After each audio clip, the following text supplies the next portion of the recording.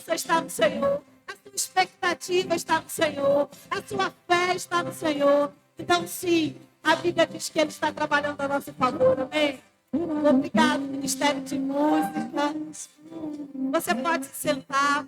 Eu quero, não é, agradecer ao pastor Wellington, agradecer a Leila por essa oportunidade, agradecer a você que está aqui. Eu creio que o Senhor fará grandes coisas em nosso meio, porque a Bíblia diz que onde está 2 ou mais reunidos em nome dele, ali ele está. E aonde Jesus está, as circunstâncias mudam. Aonde Jesus está, pensamentos mudam. Aonde Jesus está, relatórios negativos mudam. E se ele está aqui, queridos, biblicamente, nós podemos ter expectativas de algo ser mudado na nossa vida essa noite. Todas as vezes que as pessoas chegavam perto de Jesus, se aproximavam de Jesus com alguma necessidade, queridos, elas não saíam da mesma forma que elas chegaram. Elas saíam com respostas. Elas saíam com mudanças. E eu creio em nome de Jesus que você vai sair essa noite desse lugar com respostas, com mudanças. Amém? Como o pastor falou, não é, o meu nome é Marcela, eu vim lá do Rio de Janeiro para compartilhar algo do coração do Pai para você essa noite. Olha como você é especial. Ele me trouxe aqui e eu creio que Ele vai me usar como um canal do fluir dele, como um vaso nas mãos dele, para tocar a sua vida. Porque só faz sentido porque você está aqui, não é? A unção, querida, é por causa do povo. Não é? A palavra é por causa do povo. Os dons e talentos, as ferramentas, tudo isso é por sua causa. Nada é por minha causa, é tudo por sua causa. Então, nós temos motivos, como a canção diz, né? Para a gente se alegrar no Senhor, porque Ele pensou em mim, Ele pensou em você.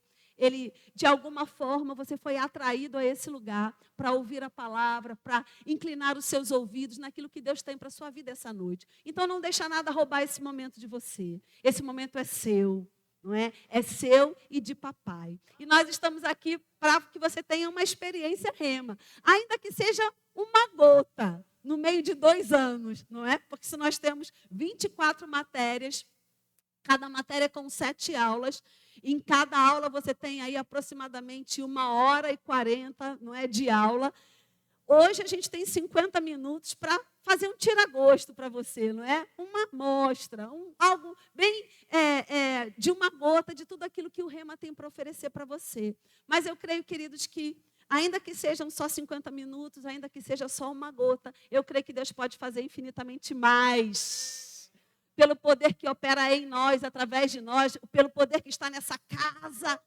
Porque, queridos, é uma casa física, mas antes de ser uma casa física, é uma casa espiritual, não é? É um ambiente espiritual, onde a fé coletiva está em operação. Nós estamos aqui ativando a operação da fé coletiva, não é? A Bíblia diz, o apóstolo Paulo, escrevendo para a igreja de Corinto, ele diz, quando vocês se reunirem, um tem canto, outro tem língua, outro tem salmo, outro tem palavra, deixa que tudo isso edifique um o outro, mude a sua vida. Então, queridos, nós estamos aqui reunidos para ativar a unção coletiva. É claro que você poderia estar na sua casa e você é ungido aonde você estiver. Na sua casa você é ungido. No seu trabalho você é ungido. Na igreja você é ungido. Mas é uma unção individual. Aqui nós temos uma porção a mais. Nós temos a unção individual, mas temos a unção coletiva. Então, que bom que você veio. Que bom que você está exposto à unção coletiva. Amém?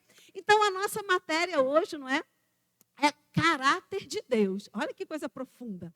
Caráter de Deus. E o que é caráter? A gente costuma dizer, fulano é um sem caráter. Já ouviram isso? Fulano não tem caráter. Não, ele tem. Ele é um mau caráter.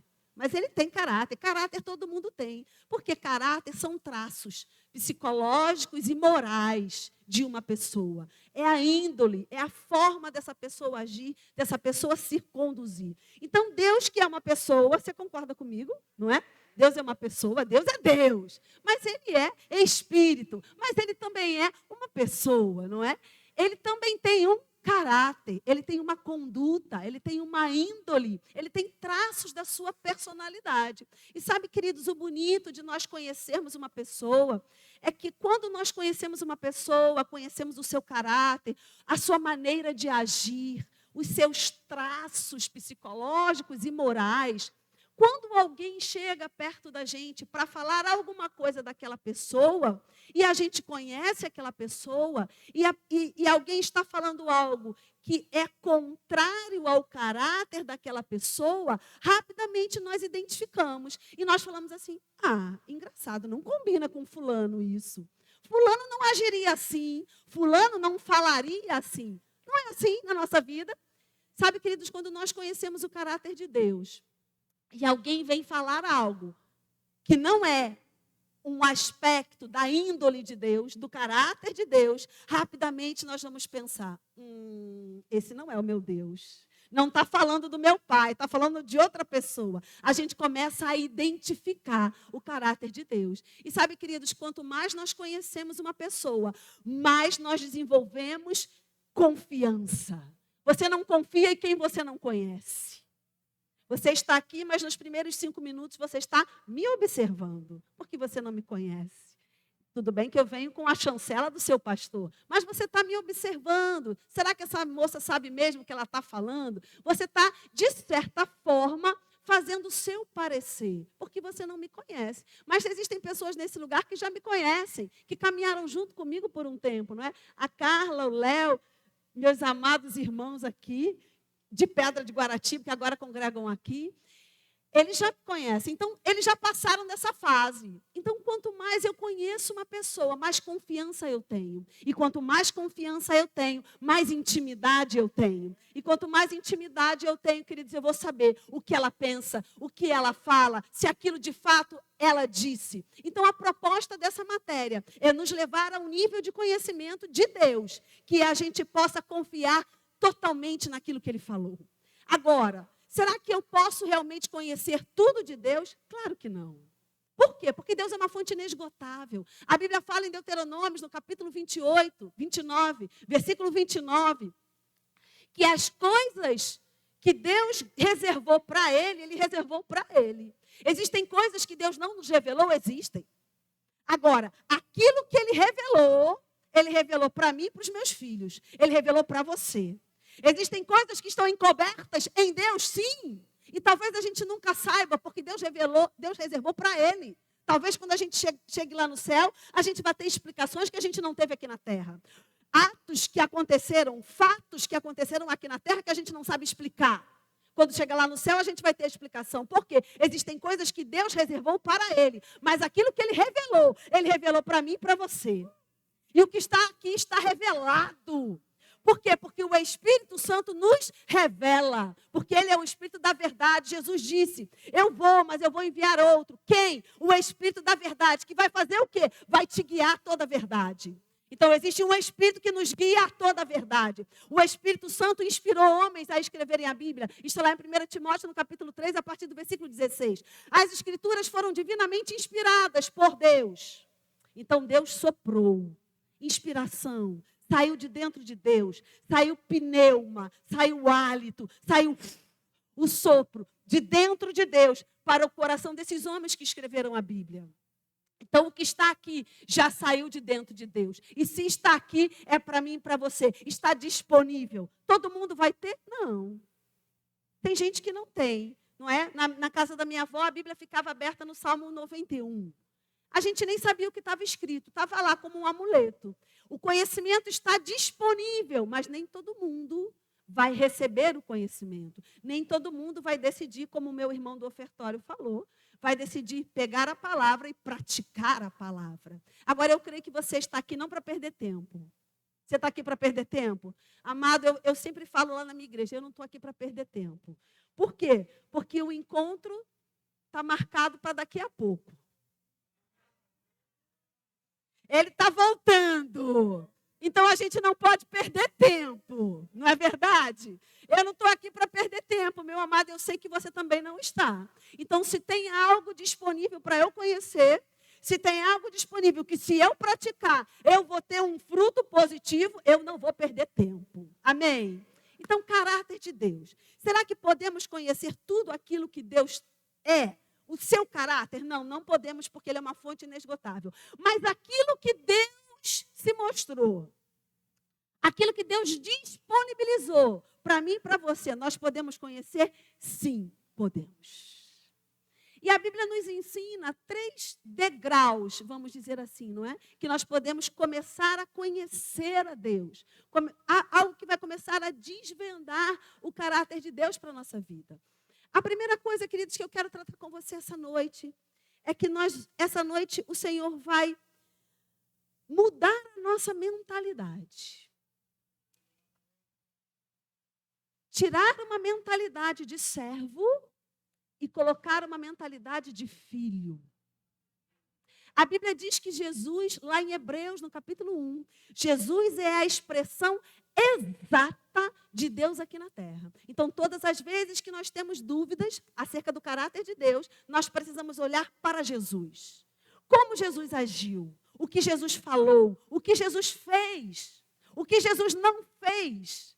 E olhando para Jesus, nós entendemos o caráter de Deus, porque Ele é a expressão exata de Deus aqui na terra.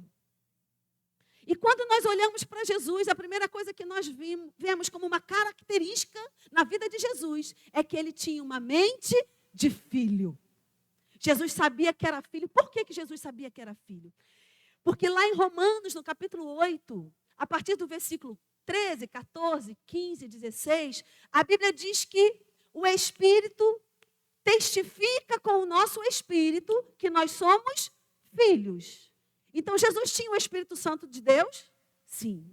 Então, o Espírito Santo testificava no interior de Jesus, o Espírito Santo testificava no Espírito de Jesus que ele era filho. Então, Jesus sabia que ele era filho. Quantas vezes Jesus disse, eu não falo de mim mesmo, eu falo o que eu ouço do Pai. Eu não faço a minha vontade, eu faço a vontade do Pai. Então, Jesus, ele sabia que ele era filho. E sabendo, tendo certeza que ele era filho, ele tinha uma mentalidade de filho. E tendo uma mentalidade de filho, ele agia como filho. Então, vamos observar alguns aspectos da vida de Jesus na multiplicação de pães e peixes.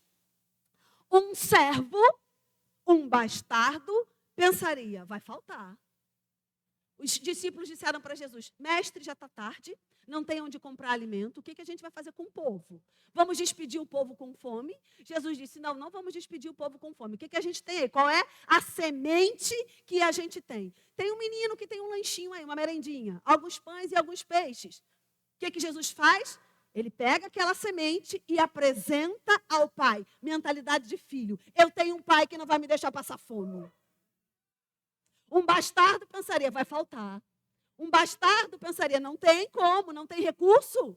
Um bastardo, aquele que não sabe que é filho, aquele que só pensa que é servo, vai pensar, e agora a gente vai passar fome. Mas um filho sabe que o seu pai não vai deixá-lo passar fome.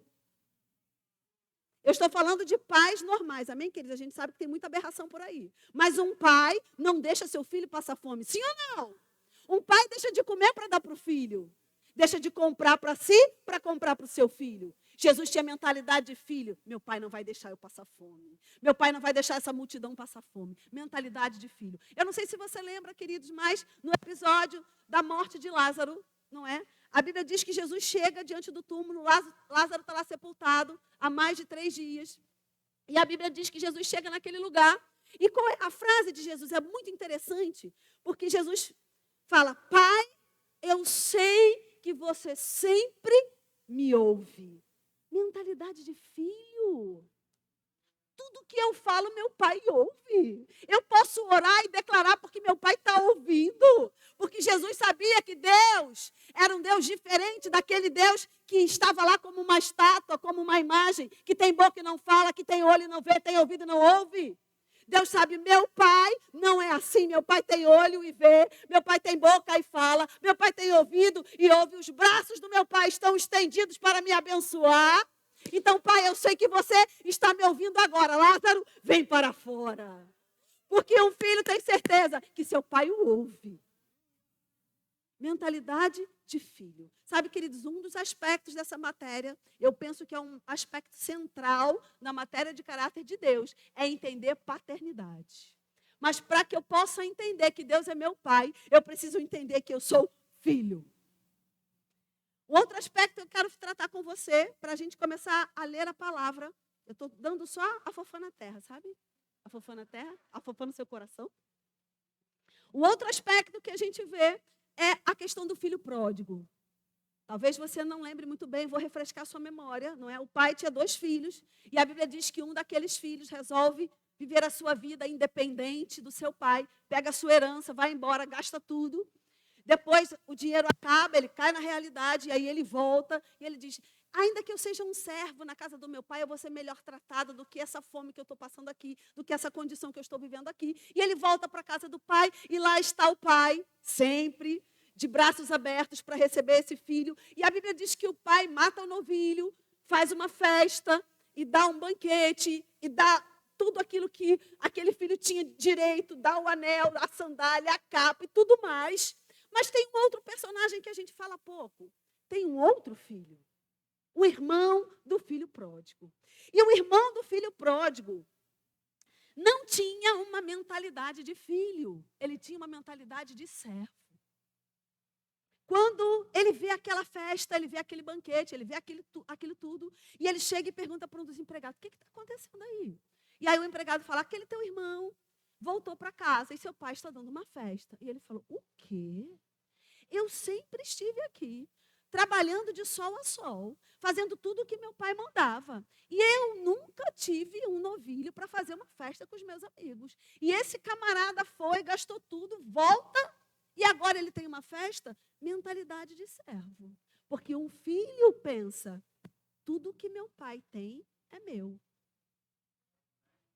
O servo pensa, eu faço algo para ganhar algo. Eu sempre fiz tudo para o meu pai e ele não me deu nada. Servo não trabalha com, servo trabalha para.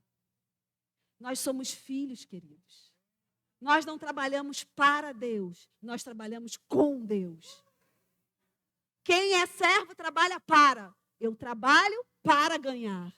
Eu trabalho para comer. Eu trabalho para morar. Eu trabalho para agradar. Não. Quem é filho, eu trabalho com meu pai. E tudo que é dele é meu. Oh, glória. Mentalidade de filho. Você é filho. Diga comigo, eu sou filho. Você é filho. Amém? Então, queridos, um aspecto central dessa matéria é entender paternidade. É entender que você tem um pai de amor. Porque muitas pessoas entram nessa matéria e eu já vi, queridos, eu estou no Rema há mais de 20 anos. Eu me formei em 2001.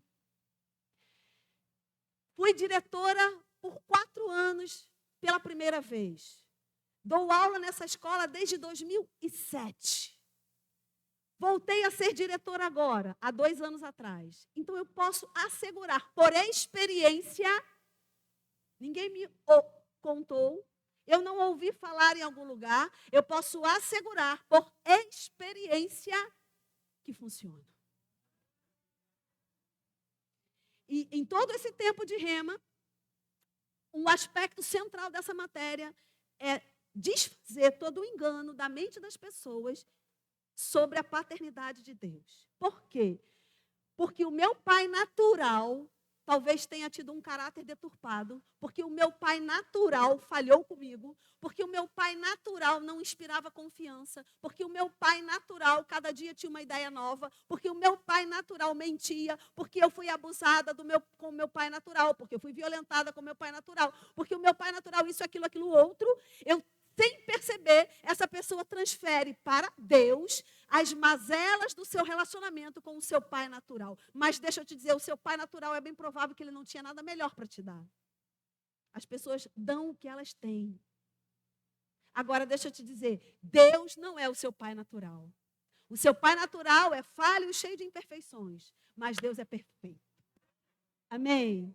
Então, eu creio, queridos, que nessa matéria, o Espírito Santo vai pegar a palavra que você está recebendo, que é espiritual, e vai transformar a sua maneira de pensar. E a Bíblia diz lá em Tiago, acolhei com mansidão a palavra em voz enxertada, porque ela é poderosa para salvar a vossa alma.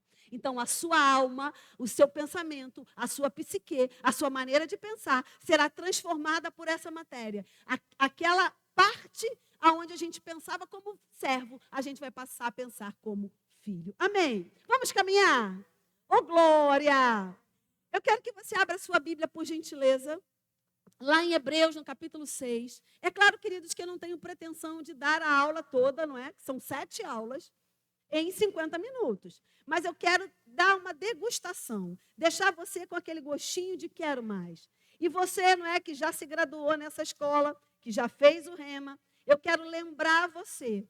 Porque às vezes, queridos, eu estava falando com o pastor Wellington hoje, na hora do almoço, e nós estávamos conversando sobre alguns aspectos que nós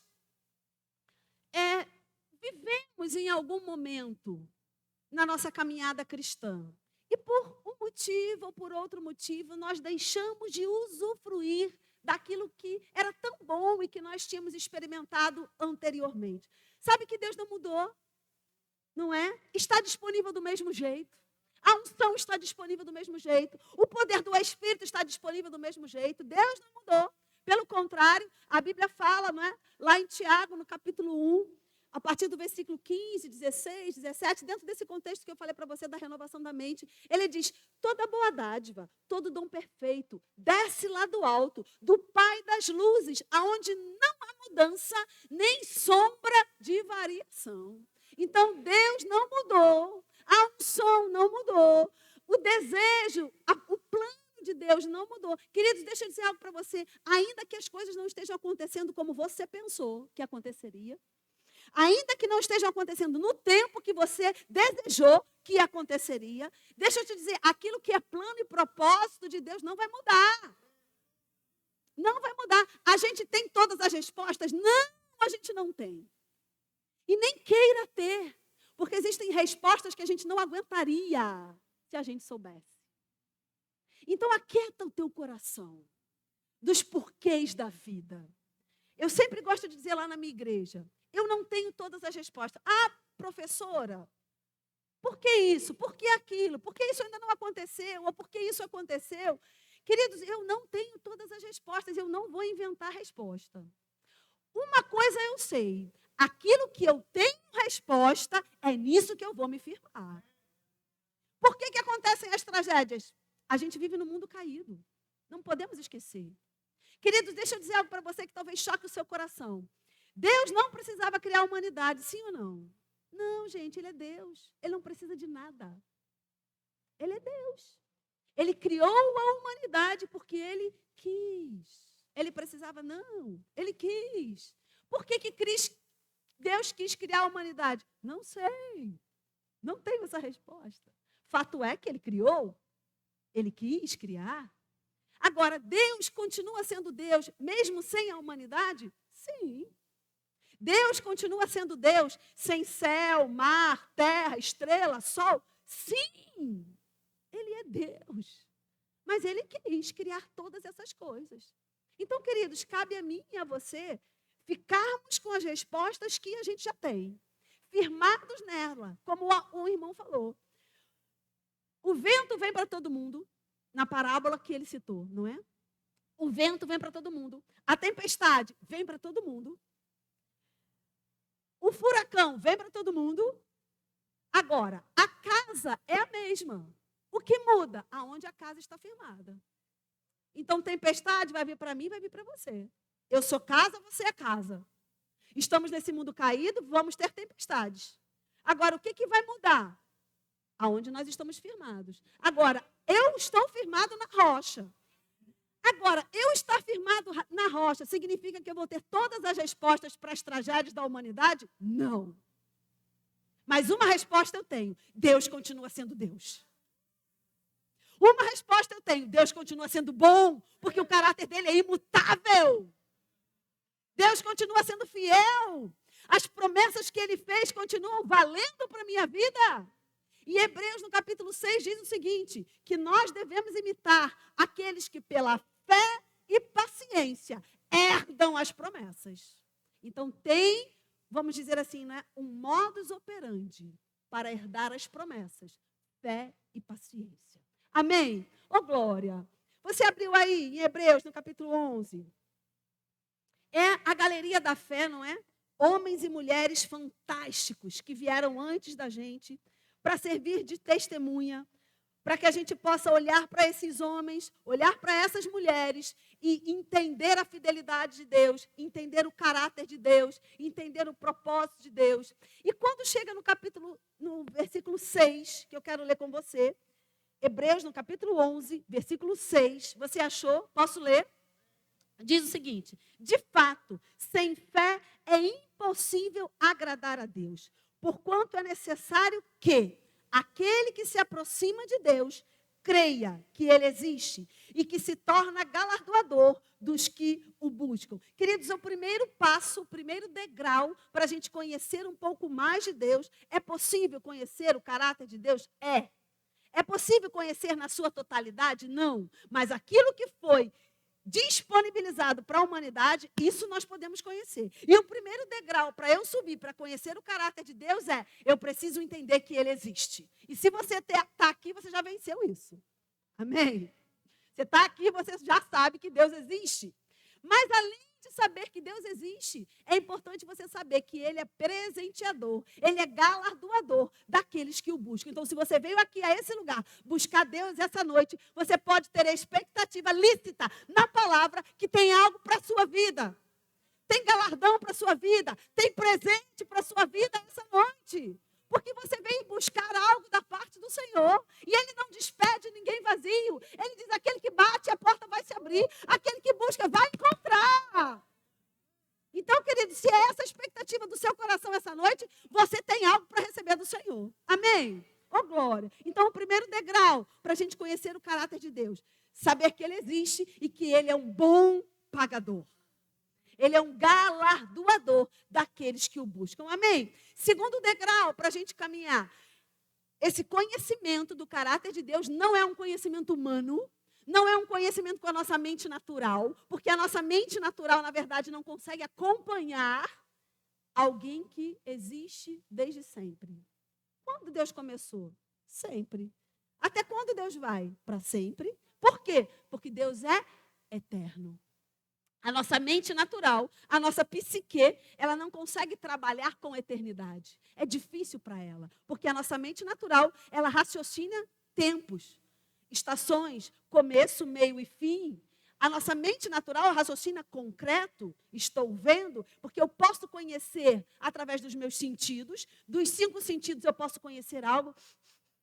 Cheiro de bolo de chocolate. Eu não vi o bolo de chocolate.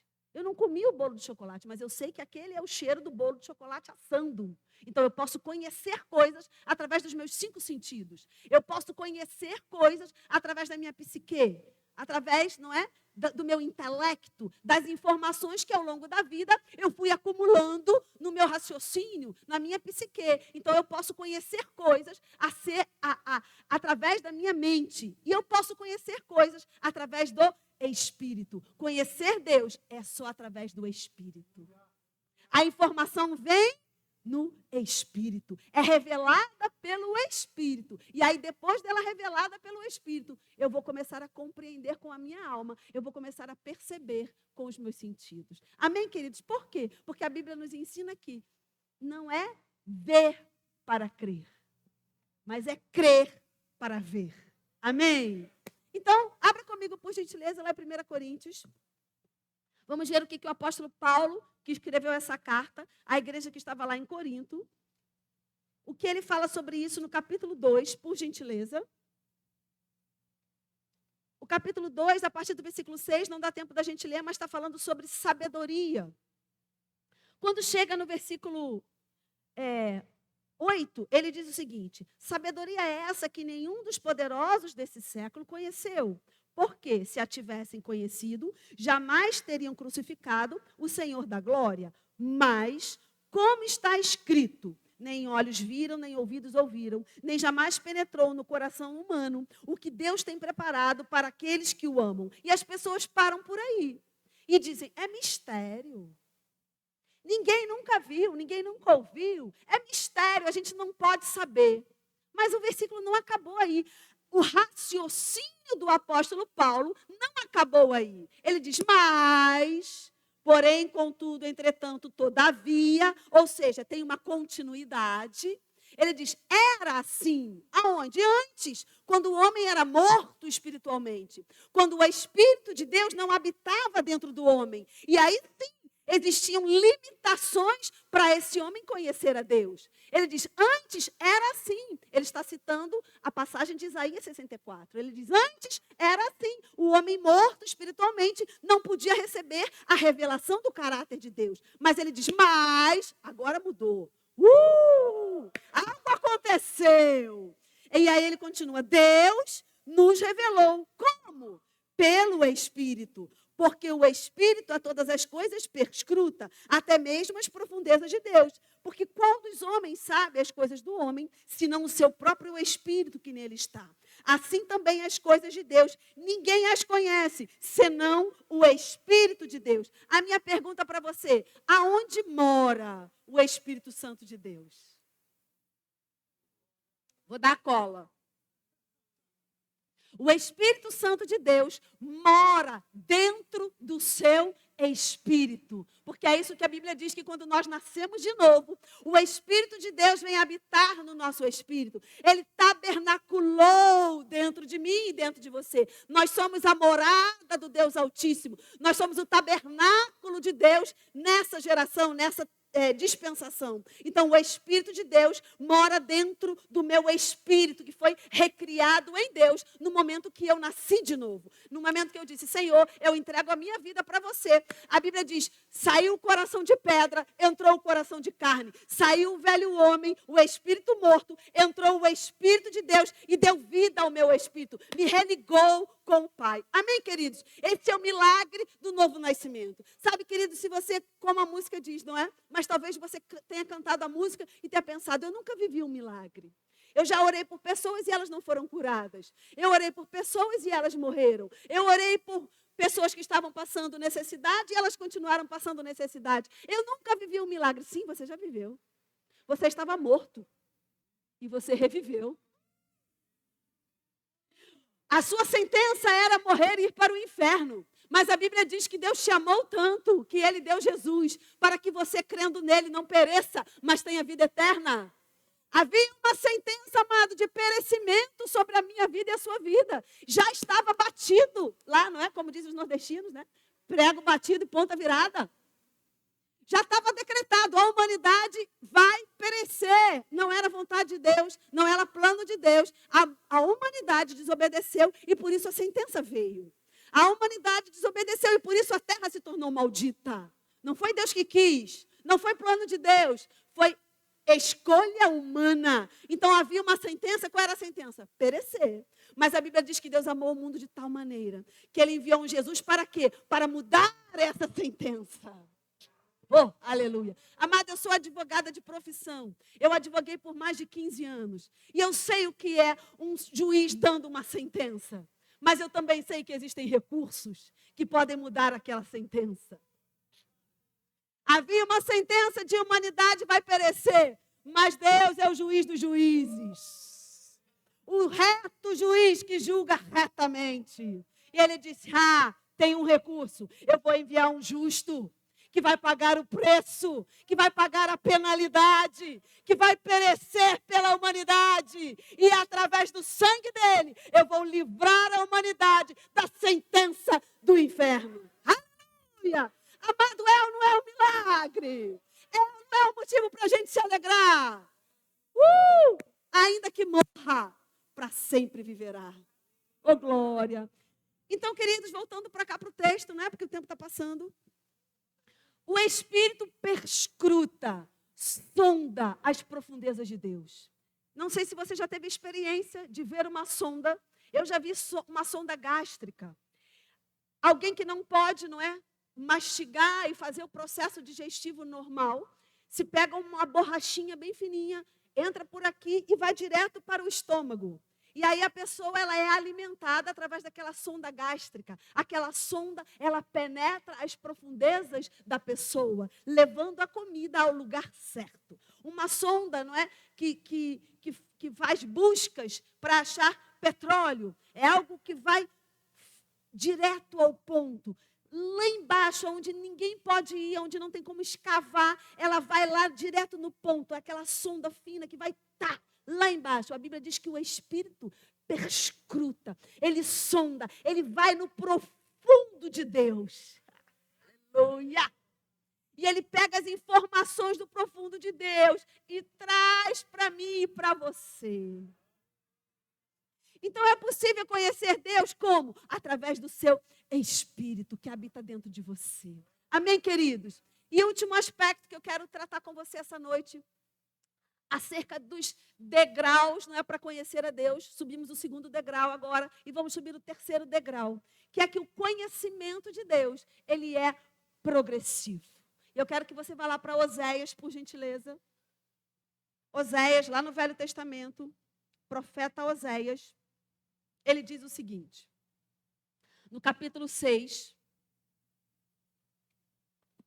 Oséias, capítulo 6, versículo 3. Você achou? Posso ler? Diz o seguinte, Oséias, capítulo 6, versículo 3. Conheçamos e prossigamos em conhecer ao Senhor. Como a alva, a sua vinda é certa. Maranata. E ele descerá sobre nós como a chuva serôdia que rega a terra. Sabe, queridos, a cultura judaica trabalhava com agricultura e trabalhava com dois tipos de chuva. Havia a chuva temporã, que eram as primeiras chuvas. Ela vinha, afofava a terra e permitia que os agricultores fizessem o plantio, jogavam a semente na terra.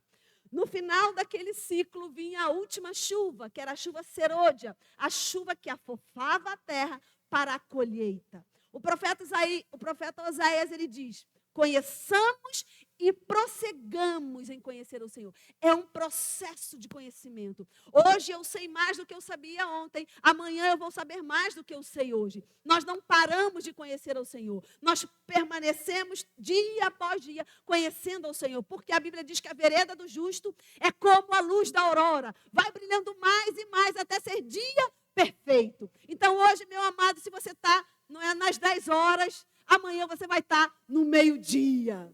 Dia perfeito. Então, o conhecimento de Deus é um conhecimento progressivo. Nunca vai acabar conhecer a Deus, porque Ele é uma fonte inesgotável.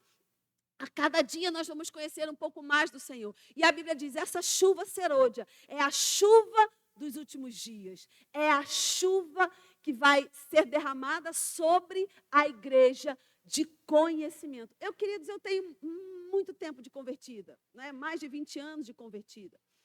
E estávamos conversando também hoje a respeito do conhecimento, né? Da chamada palavra da fé, que antes era bem mais restrito. Hoje, a gente entra aí na internet, está todo mundo pregando, todo mundo tem algo para dizer. Então, o conhecimento da palavra tem se expandido. Dia após dia, está disponível para você, meu amado, conhecer mais e mais acerca de Deus, da sua palavra, da sua vontade, todos os dias da sua vida. Então, o conhecimento de Deus, muita gente fala, mas eu já sou convertida há tanto tempo, eu já li a Bíblia não sei quantas vezes, tem algo ainda para eu saber do Senhor? Claro que tem. A Bíblia é algo vivo, e aquilo que é vivo, querido, que tem vida, cresce. Se expande, não é assim? Uma planta está pequenininha, está crescendo, está crescendo, está crescendo. A palavra é viva. Então, ela explode dentro de você a cada dia. Todas as vezes que você lê a palavra, tem algo da revelação de Deus para saltar dentro de você. Então, o conhecimento de Deus é um conhecimento progressivo. Todos os dias. E quanto mais eu conheço, voltando ao que eu já falei, mais intimidade eu tenho. Por quê? Porque aumenta o meu relacionamento com o Senhor, aumenta a minha confiança do Senhor. Então, alguém que vai chegar perto de mim e vai falar algo acerca do caráter de Deus, que eu sei pela palavra que não combina, eu não vou aceitar mais. Sabe, queridos, quando um salmo que a gente ama tanto, né, o Salmo 23, quando a gente analisa o Salmo 23 e o contexto que Davi escreveu aquele salmo, o que Davi já tinha provado, o que Davi já tinha vivido do Senhor, ele só pôde escrever aquele salmo da forma que ele escreveu, porque ele tinha um conhecimento experimentado de Deus. Não era um conhecimento como Jó, por exemplo, um conhecimento de ouvir falar. que alguém diz, Deus fez isso, Deus fez aquilo outro, e Jó, será que Deus fez? No final da história, Jó diz, eu te conhecia de ouvir falar, mas agora que você se apresentou para mim dessa maneira, agora os meus olhos te veem. Davi tinha um conhecimento de Deus que ele pôde experimentar, ninguém falou para ele. Queridos, uma coisa é eu falar para você que Deus é bom, outra coisa é você experimentar que Deus é bom.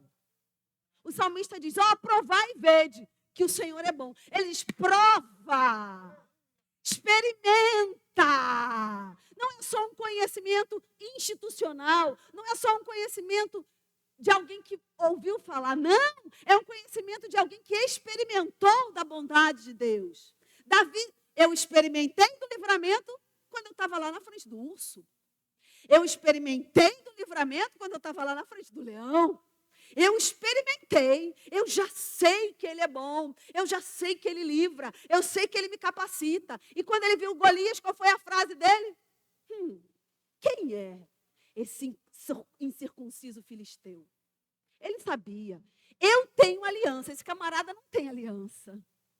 Quem é esse incircunciso filisteu que ousa afrontar o exército do Deus vivo? Eu tenho aliança com Deus, já experimentei, já venci o leão, já venci o urso. Esse camarada quem é? Sabe, queridos, que você tem que falar isso para o diabo? Você tem que falar isso para as circunstâncias. Eu tenho provado do caráter de Deus. E essa circunstância aí, quem é? E esse problema aí, quem é? Eu vou falar como Davi. Ele é o meu bom pastor. E nada me faltará. Ainda que eu passe pelo vale da sombra da morte, ainda que eu viva circunstâncias adversas, ainda que as circunstâncias venham me espremer, ainda que coisas ruins aconteçam, porque eu estou no mundo caído, eu estou no mundo cheio de pecado. A Bíblia diz que esse mundo jaz no maligno. A Bíblia diz que o príncipe desse mundo é Satanás. Então, que o governo espiritual desse mundo foi entregue pelo homem a Satanás. Então, sim, nós estamos no mundo caído. Agora, tem uma diferença, queridos, do mundo para a gente. Eles estão no mundo caído, mas eu e você podemos experimentar dos poderes do mundo vindouro. Porque nós temos a autoridade que Cristo já conquistou para nós. Amém? Mas para isso eu preciso experimentar. Não conhecer um Deus de ouvir falar, mas ter experiências com esse Deus. Amém? Ô, glória! Experiência rema. Nessa escola, não é? Você vai ter experiências com o Senhor. Toda aula, queridos, que você vai assistir é uma experiência nova. É um conhecimento novo que chega para você. É um experimentar, é um desvendar. Sabe, muitas vezes nós olhamos a nossa Bíblia, não é? E se eu olhar a minha Bíblia assim, eu não vejo muita coisa, fica tudo muito embaralhado. Eu preciso do óculos para que haja nitidez. Muitas vezes nós estamos olhando a nossa Bíblia e ela está turva, sem nitidez. Nós precisamos colocar o óculos adequado para que a revelação da palavra alcance o nosso coração. E sim, o Rema é o melhor seminário? Não, não é. É o único seminário? Não, não é. Mas é um seminário que tem mudado vidas ao redor do mundo. Desde 1974, quando o irmão Reagan, ele fez muitos seminários. Só que ele entendeu, percebeu que de todo o conhecimento que ele tinha, 80% dos conhecimentos que ele adquiria nos seminários que ele fazia eram conhecimentos teóricos, que ele recebia, mas não tinha vida prática. Não mudava a vida dele. Apenas 20% de todo o conhecimento que ele recebia nos seminários que ele fazia, de fato, era algo que mudava a sua maneira de viver. E esses 20% ele concentrou no Rema. Então, querido, é um conhecimento que vai mudar a sua maneira de viver. Vai mudar a sua maneira de pensar. E deixa eu te dizer, quando você muda a sua maneira de pensar, você muda a sua maneira de viver. E quando você muda a sua maneira de viver, você afeta as vidas que estão ao seu lado. Você muda o ambiente onde você está. Amém? Você está disposto? Oh, glória! Você pode ficar de pé. Eu quero orar por você. Eu queria o Ministério de Música, por gentileza, para nos socorrer aqui. Sabe, queridos, como eu falei, não é? Eu já estou nessa escola há muito tempo e a grande dificuldade das pessoas é entender o caráter paternal de Deus, porque a mentalidade dessas pessoas é uma mentalidade de servo e não de filho. Não é de eu faço algo e porque eu faço algo, Deus faz algo por mim. Mas, na verdade, Deus já fez algo por você. E porque o nosso coração é tão grato, porque o que darei eu ao Senhor? Não é? Porque nós temos um coração tão grato por tudo que Ele fez por nós.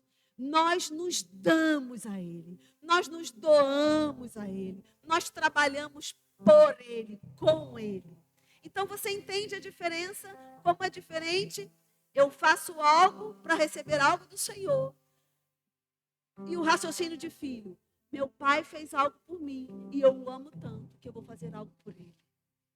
Esse é o raciocínio correto, não é? Eu tenho um pai que não me abandona. Eu tenho um pai que me ama. Eu tenho um pai que planejou algo para mim.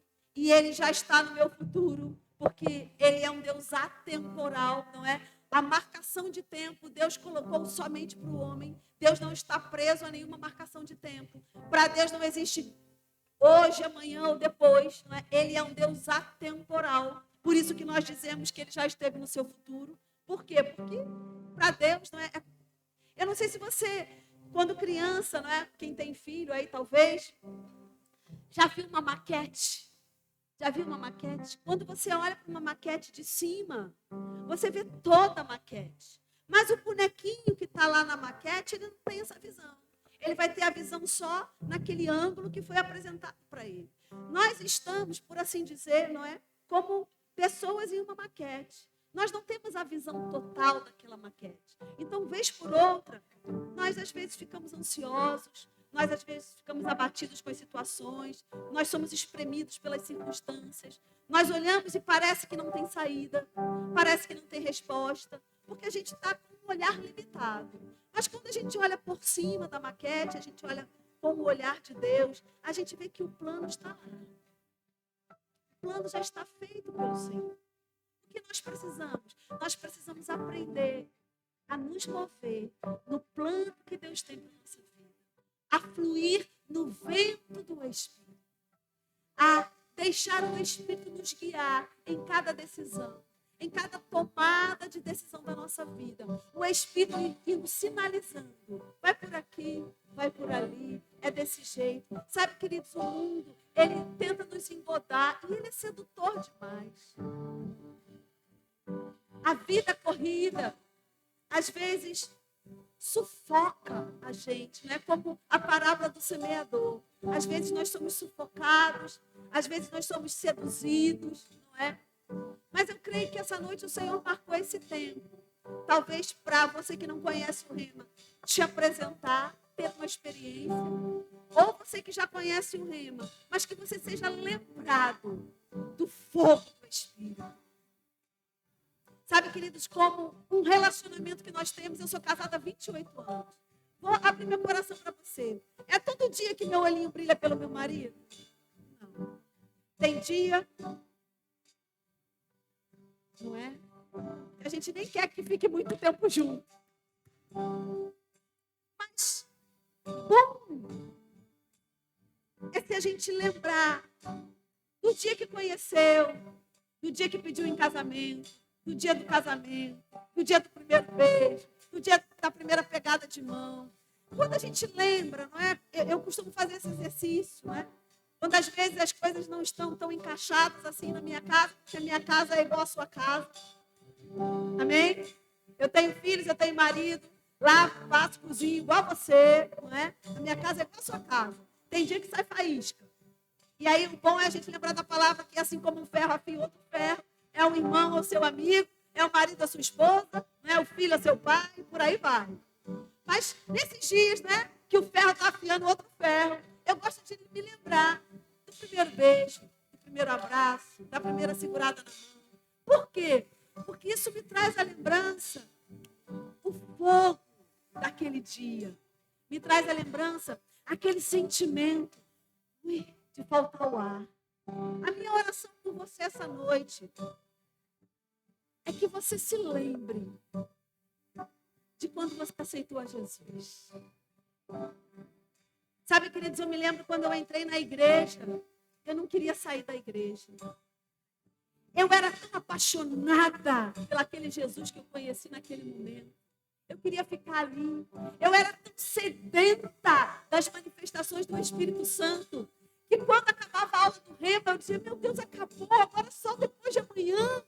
Porque aquele fogo da sala de aula, aquele conhecimento que chegava da palavra, aquela quentura que vinha do Espírito, meu Deus, eu queria aquilo todos os dias. Sabe, queridos, que vez por outra, eu preciso me lembrar disso. E me aquecer por dentro. Como o apóstolo Paulo disse a Timóteo, ei Timóteo, abana o dom que há em você. Não deixa essa brasa se apagar. Vamos abanar essa brasa para que o fogo volte a queimar, para que essa paixão por Cristo volte a brilhar nos teus olhos, para que esse desejo da manifestação do poder do Espírito volte a ser um desejo do teu coração. Que a vida lá fora não consuma você a ponto de você perder esse fogo do Espírito. Não nos consuma a ponto da gente esquecer daquilo que Jesus fez por nós.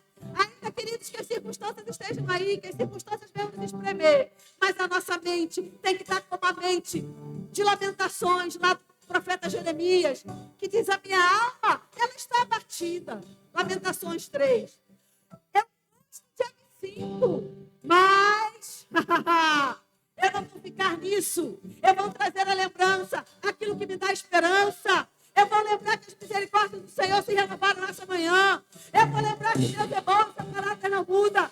Eu vou lembrar que Cristo veio e eu estava morta e ia para o inferno. Mas agora eu tenho vida eterna garantida, eternamente diante do meu Senhor.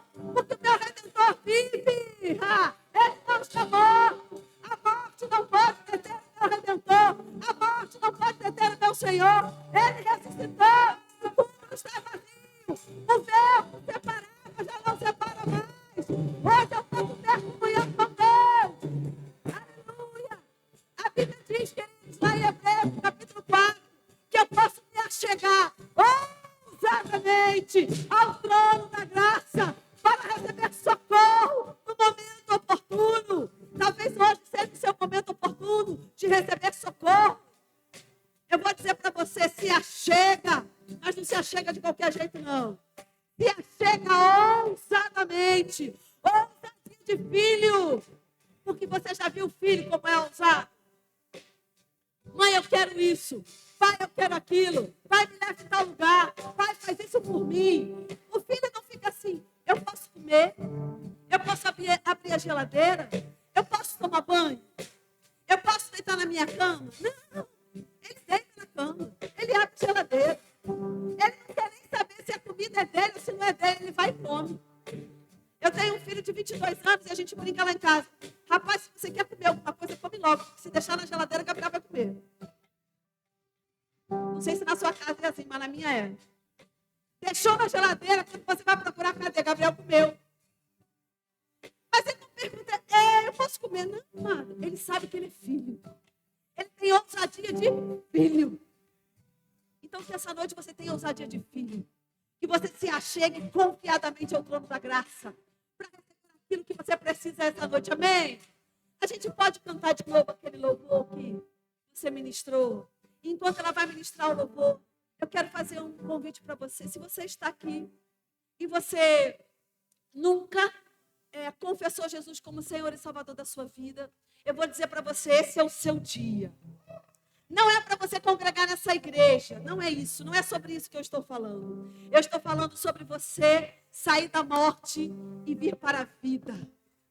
Você sair de um relacionamento distante com Deus e vir para um relacionamento de filho, de família, de irmãos. É bem simples. A Bíblia diz que é crer com o coração e confessar com a boca que Jesus é o Filho de Deus. E que ele veio ao mundo pagar o pecado da humanidade e fazer novamente a humanidade se achegar a Deus. É bem simples.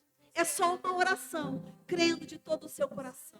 Você está aqui, você deseja receber Jesus como Senhor e Salvador da sua vida.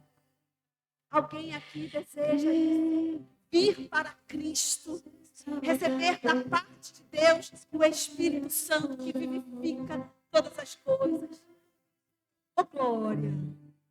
Então, se você está aqui e já é salvo, eu quero orar por você essa noite.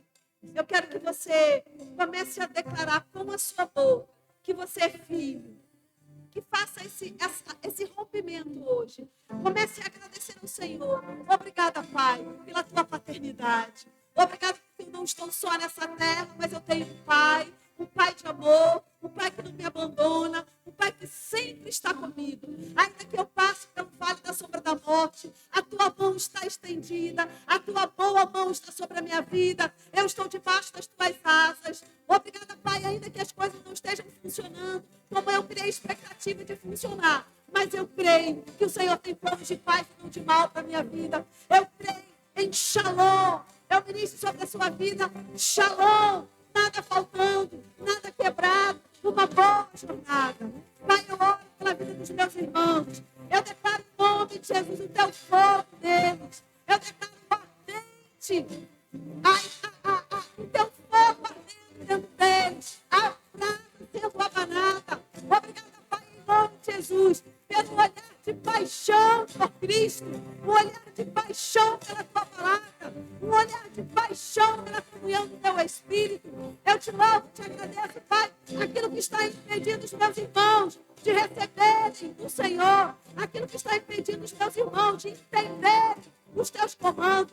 Eu declaro caindo por terra em nome de Jesus, toda a escama caindo, toda a cegueira espiritual caindo em nome de Jesus, toda a surdez caindo por terra em nome de Jesus. Ó, de ouvidos espirituais abertos, para os meus irmãos ouvirem a tua voz, para os meus irmãos receberem aquilo que o Senhor deseja manifestar na vida deles. Eu declaro em nome de Jesus aquilo que estava travando, sendo liberado agora sobre essa igreja, em nome de Jesus.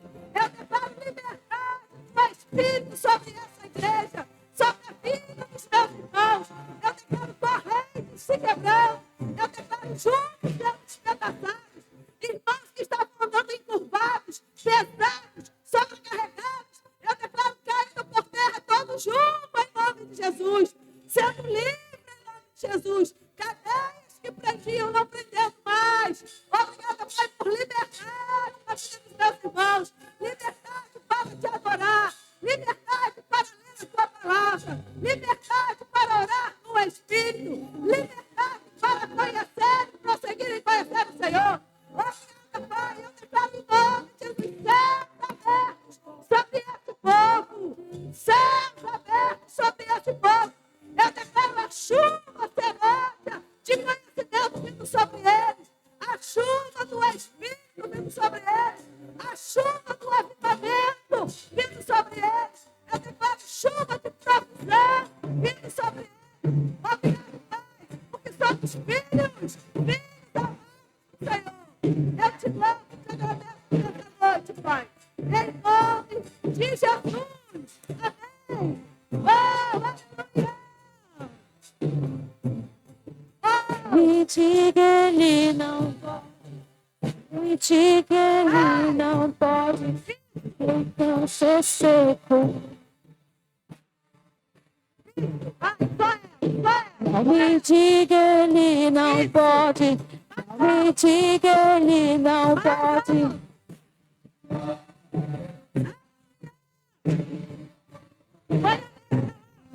Não me diga ele não pode, não me diga ele não pode.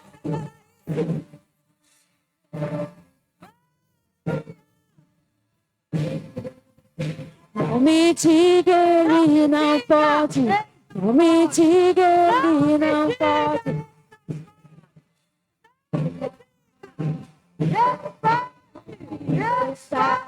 Não me diga ele não pode, se eu sei que ele pode. Creio que tu és Deus restaurador, tu trabalha em meu favor. Milagres eu vivi, não há como duvidar. Tu és Deus restaurador, Deus que cura por amor.